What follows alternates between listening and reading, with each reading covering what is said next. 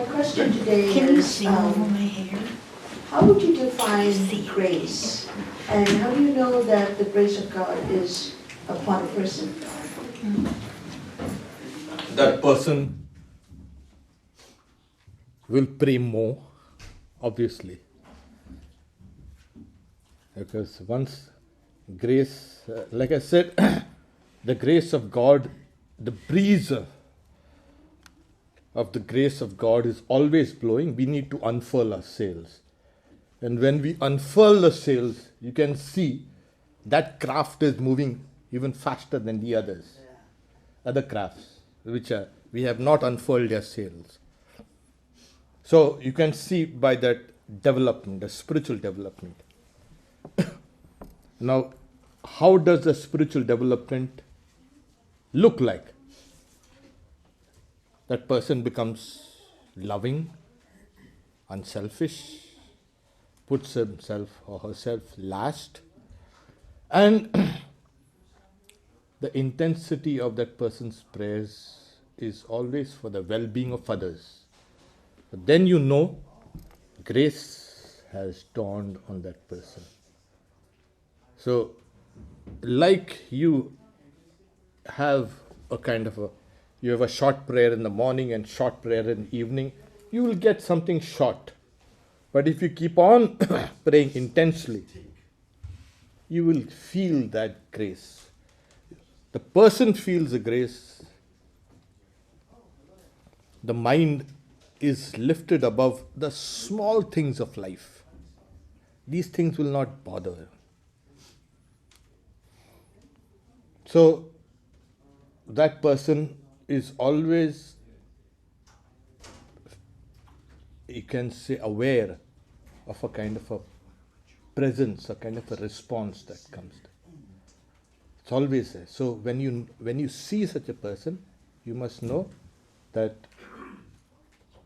that person has the grace of God. Yeah, so there, I thought you had Dharmadas. I have a question. In science, they talk about the fundamental forces of the universe, the electromagnetic and weak nuclear forces. Weak and strong. It seems they're not recognizing that consciousness is a force in the universe. It's not a force. Consciousness is not a force. Because the concept of force itself is material. All these forces that we say, Einstein tried some vain, he did struggle correctly, to have a grand unified field theory to harmonize all the other three forces can be mathematically harmonized. Weak, strong, the electromagnetism, and but the gravity is not amenable to those calculations. They're trying it, but obviously there has to be one force from where these things have subdivided themselves. Because we see these things in the universe.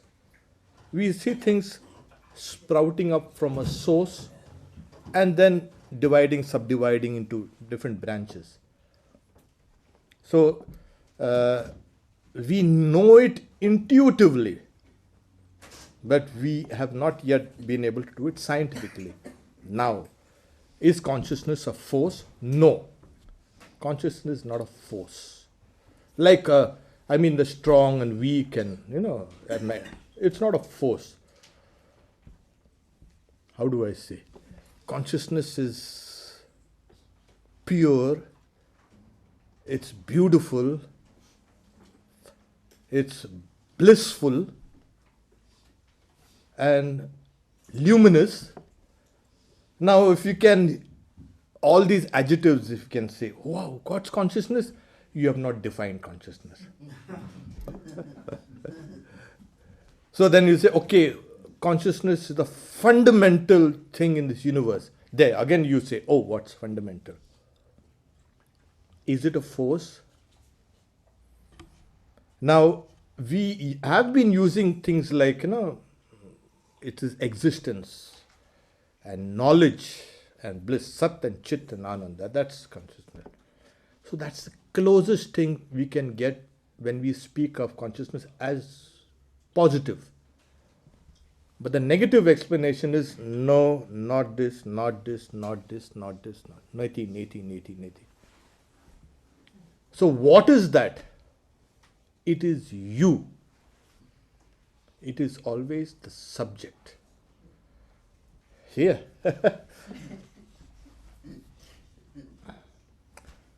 So how does this whole thing move? Yes, with consciousness. Now, then we'll say, how then is it something static? And what we see something is dynamic? You cannot even say, predicate that. Is it static or dynamic or something like that? Is it a foundation? Yes. But one thing we know, that today's all sciences, whether you take physics like you were trying to mention it like that, then biology, psychology, philosophy, every ology is trying to understand something which is called consciousness. What is it? So, this David Chalmers, there are two problems, the hard problem and the soft problem of consciousness. In fact, both are hard problems.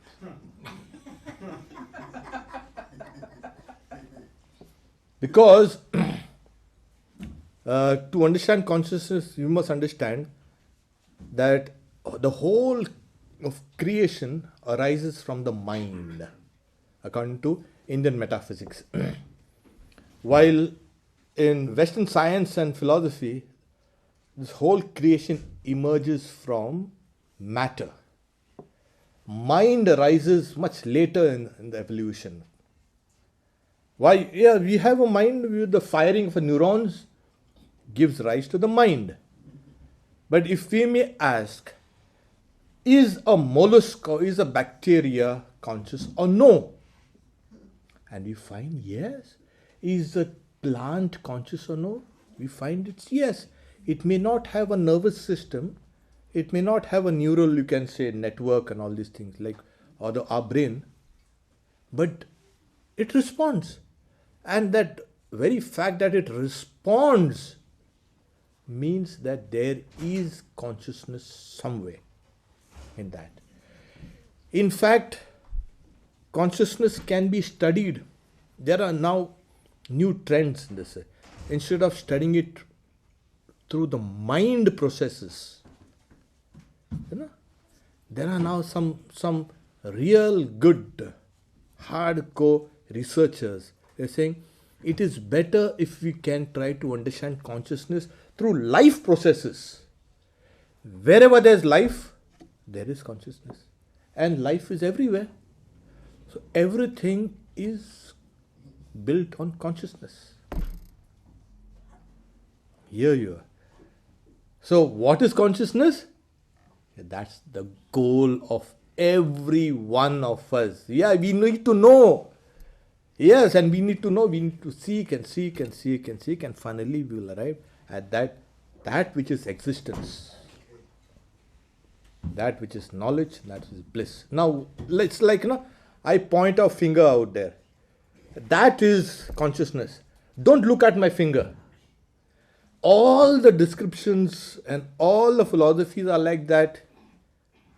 Finger pointing out to that. People have been discussing about a finger, instead of looking at that consciousness there.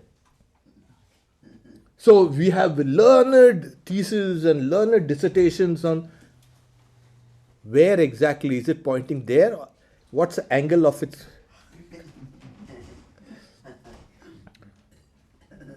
So it can only be indicated. So where do you find this consciousness? It is the content behind this I. When you say I, I'm not talking in the sense of egotism or you can say anything. It is that pure I, the sense of individuality that we have. It is there we need to search. And once we search there, you will find that we are all reflections of one absolute consciousness. Because to intuit the universal, you will have to first realize the individual. We are actually, and amazingly, we are the universal being. But we think we are individuals. What is that? Yeah, why is that? Yes. The scriptures posit various answers. One of them is we've turned our attention in a different direction. Instead of looking this side, we are looking that side. And the scripture says, why don't you turn your gaze inwards? And you will find that. When you realize that, what will be, it is, I'll pick up two experiences. One that Swami Vivekananda says, I am like a piece of glass in an ocean of light. Here you have one.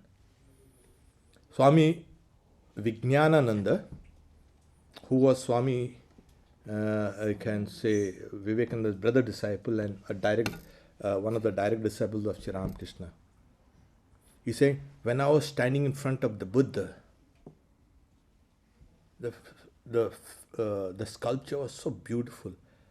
And at that moment, I stepped into a vast world of light. That statue as it were melted into an ocean of light. And I found myself like a tiny speck in that ocean of light. And somehow I retained the consciousness of that speck. All sounds had ceased except something that's a beautiful, and it was so, you can say, blissful. Saying I somehow retained that consciousness of that speck, and that's the reason why I could come down in my body again. Consciousness is not something small. It's vast. Vast. How vast? Infinite. So, this is that consciousness. And matter, as we know what's matter, I think there's a book called a 4% universe or 6% universe. What we know of matter, this sensible hard matter that we have, is only 4% or maybe 6%. What? Where's the rest of the matter? It's called dark matter and dark energy. They don't know. Yet it influences everything. What is this then? So this visible matter is nothing but like a froth on the waves. And what's the ocean? Consciousness. So to equate consciousness with power, this, that, it's like, kind of a small ant.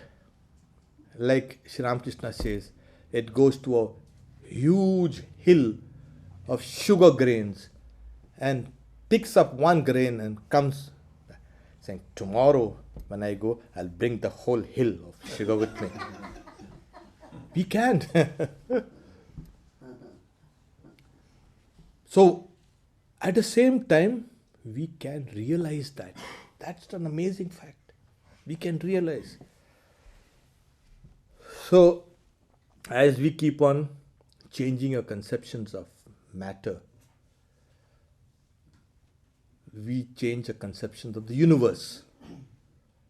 And as the conceptions of the universe change, the conceptions of that consciousness also change. But we need to start somewhere. Where do we start? Here, in our heart. Angushtama Purusha. There it is said that it resides there in the space of the heart. You start there. You take a symbol and start meditating on it. You will realize that first as a symbol, and then the symbol will change into its higher dimensions. And as you approach it, it'll keep on, veil after veil is opened up. And you'll see the universe, this universe, in its subtle and causal aspects.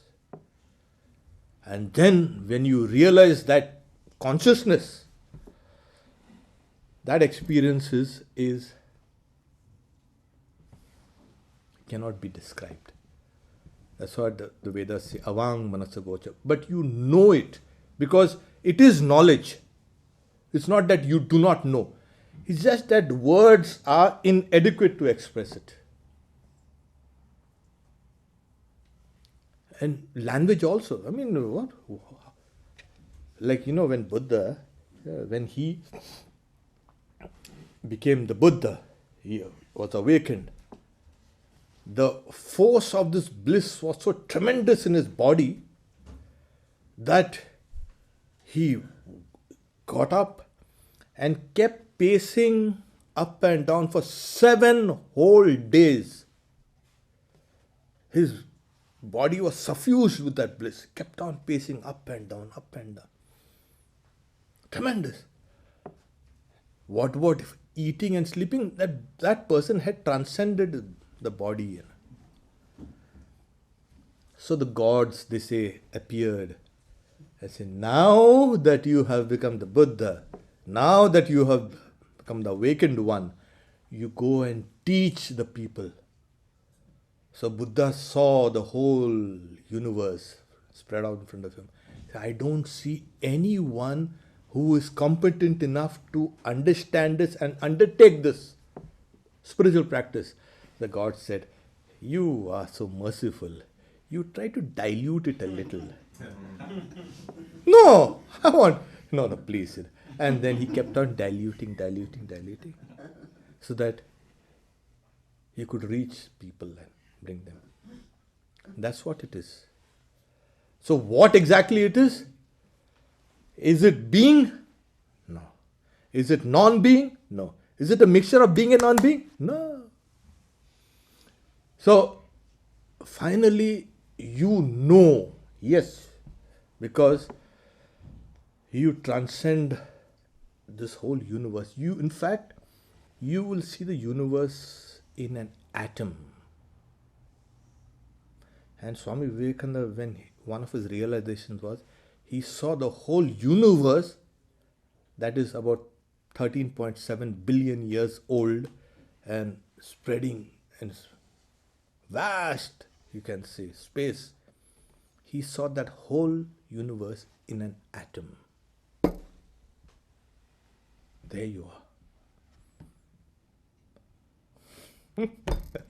So the macrocosm and the microcosm are one. You can realize that.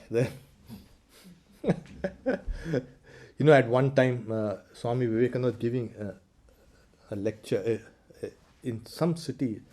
I think it's most probably in New York, if I'm not mistaken. And as he is speaking, he suddenly stops and people looking at him. Then he puts his hand on his heart and says, I am God. And that shocked the people. Huh? How can that be?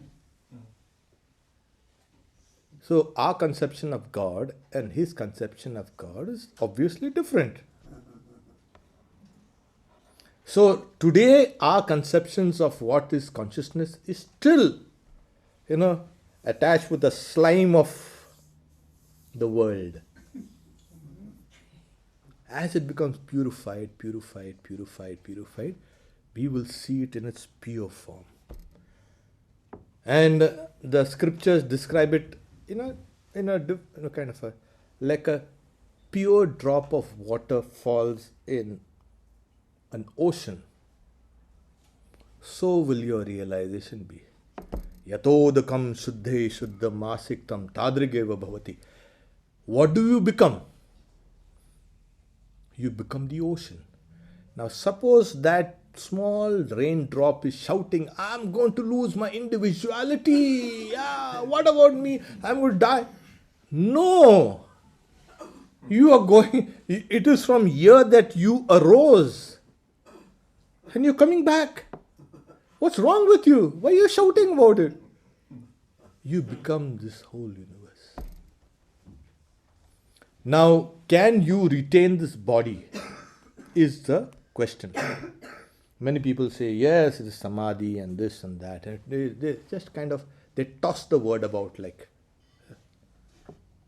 The body needs to be extremely pure in order to have this realization. Because other it will just fragment. Or you might come down with some incurable disease. That's the only condition for realizing this absolute consciousness.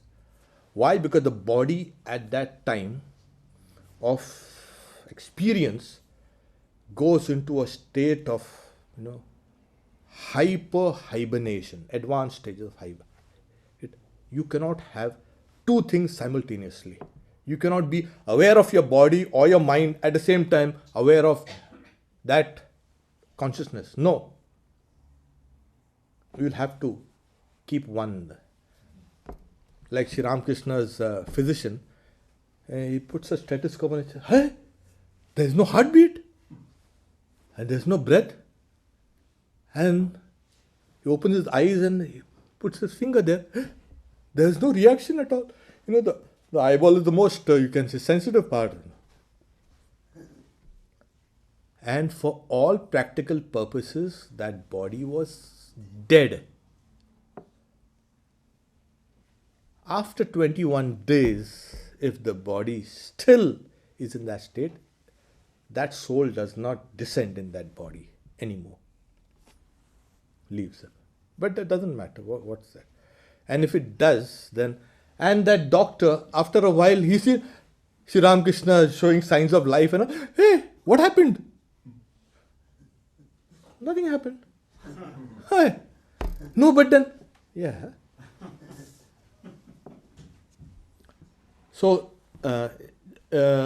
we still have to discover those dimensions within consciousness. You see, we can understand subconsciousness. We can understand consciousness. We can understand a little higher layer of consciousness because we get insights or intuitions from that part. It is not a result of any logical processes. I think, and then I get no. Something comes out of it. So that's a different area. That area is like, like the scriptures say, it's like an iceberg. Your conscious mind is just a tip of the iceberg. There's a huge, you can see, mountain of ice down there. And that is the mind in its subtle realms. You have to transcend all those layers of the mind and then come down to pure consciousness. Okay? Like, let's end it with Sri Ramakrishna says, how do you really experience it? Say, the pure mind, pure Atman, and pure God is all one. So you can see everything transparent.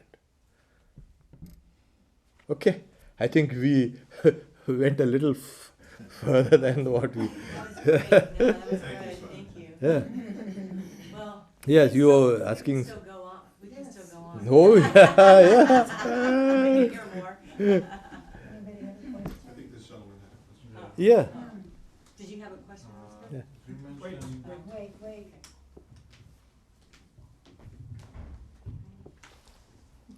you mentioned that there are several types of prayers, and sometimes you have prayer for almost everything. And some enlightened people, like Christ, gave us some prayers to some saints. Yes. Is there a specific prayer that is more powerful than our prayers? The prayer becomes more powerful when more people pray. First, say Christ has given this prayer. That itself is powerful. So if you take for example the Lord's Prayer. Okay? The Lord's Prayer is powerful first because of Christ has given it. He has taught us to pray. And secondly, for thousands of years people have been praying that prayer. So it becomes even more powerful. So how many prayers do you want? Just one prayer is sufficient. The Lord's Prayer will lead you to perfection. So it depends on how many people also have been using that prayer. And if it has, good. So, so it's, and you feel, joy. That's the idea. And like, yes, Christ himself prayed this and taught us to pray. And now we are praying, which has been traditionally been prayed by so many sincere people in peril, in distress, in agony, in love, in joy. They have used the same prayer. And if we can really concentrate and do the Lord's Prayer, I don't think there's anything more you need to do than this Lord's Prayer. This itself is sufficient. Okay? Yeah. Can I go? Yeah. Okay. So, back to the metaphor about me being a little drop, who doesn't want to go, with all the other myselfs. There's all my myselfs there, but I want to go. And I know mind, I hear you say mind is all that cold, all that ice to be looked at and be respected, but to try to distance, and along the way, my attachments are the thing that keep me screaming, my ego seems to be opposite. My ego wants to identify with the multitudes, but my potential consciousness does not. Is there and I think of Arjuna, and it's like this keeps going on and on, Almost every person I meet, there's some trigger, some retreat, some retreat is coming up. So is it, and it seems so almost paradoxical, and that ego situation also seems very unlimited. Unlimited, the potential of it anyway. You know what? I think, let's put it like this. The ego, your individuality, actually identifies itself with the body. It never identifies itself with everyone else. Never. But what identifies yourself, it is that consciousness that manifest from behind the ego. It is consciousness that identifies, that makes you feel that you are part of the whole human family or part of creation. But the ego always identifies yourself with the body. So it is like, it's kind of a tug of war that's going on, you're pulled by this and this and this. At the same time, that ego hasn't yet matured. We still keep on saying, this is my body. This is nobody's body. These bodies have come and are going by the laws of nature. We say that it is. So as the ego matures, or rather the individuality matures, what happens is, we now start identifying ourselves with the mind. Because the mind now is becoming more important.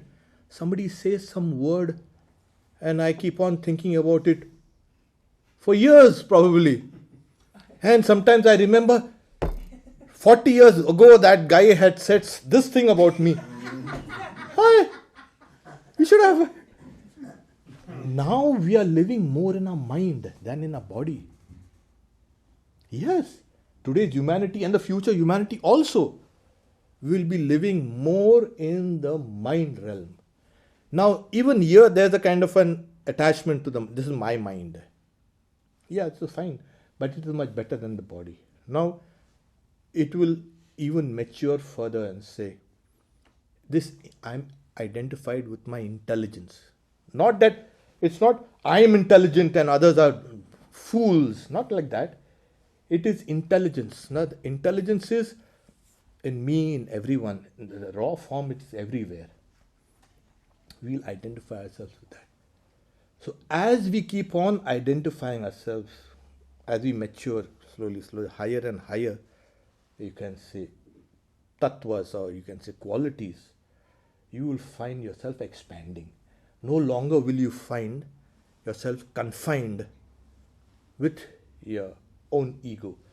There is a reaction, Sri Ramakrishna says, like, you wake a person up in the middle of when he's dreaming, and you wake him up, and that person was dreaming about a tiger. Okay, that person wakes up and his heart keeps palpitating still. Okay, so our ego will keep on croaking loudly. What about me? What about me? What about me? You're giving everything. Don't listen to it. Yeah, it will keep on. It will keep on croaking. You should have, that chocolate cake should have been eaten by you. Why should you give it to that poor, homeless, hungry person? But you say, you don't know how much joy I got from that. When you feed others, there's a tremendous joy that you derive. So here you need to be a little, conscious. You must be able to discern. This is the voice of the body, and this is the voice of the mind. This is the voice of my intelligence. And it's up to me whose voice I will listen to. So, there was a book called The Selfish Gene by Richard Dawkins. So the gene is selfish because it has to protect itself. But the genes together in a collective, they become altruistic. Human society has progressed whenever it has become altruistic. And whenever it has become selfish, it has killed itself. We are in a tremendous stage of social and civilizational development when we can take that leap, become altruistic. And we are, in fact, everything is pushing us. You cannot just be in San Diego and say, San Diego is the beginning and the end of everything for me. No, there's the whole of the US and the whole of the world there for you. So we are becoming, either it's nature pushing us or our collective knowledge, this collective intelligence is pushing us, or technology is pushing us, whatever. But we are in a very exciting time in this world's history. And we are forced to become altruistic. So that old selfishness which is tugging us is countered with that altruistic feeling.